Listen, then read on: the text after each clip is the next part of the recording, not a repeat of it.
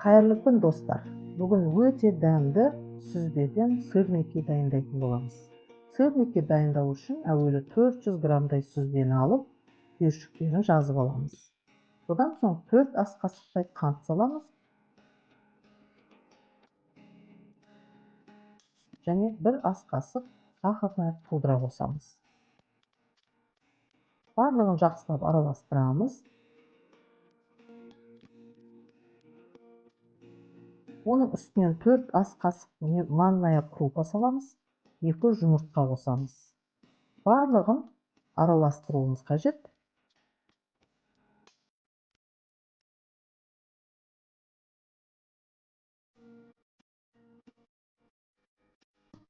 Дайын болған қоспаны манная крупаға аунатып, стаканмен шайқап отырып, дөңгелек формаға келтіреміз.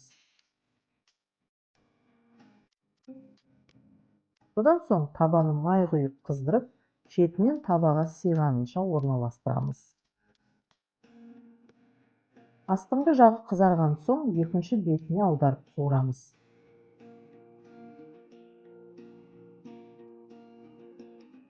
Бетін қақпақпен жауып, 3-4 минуттай баяу отта қалдырамыз.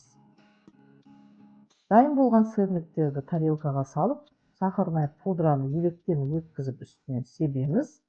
Бетіне бал жағып, курагамен, апельсинмен бірге ұсынуға болады.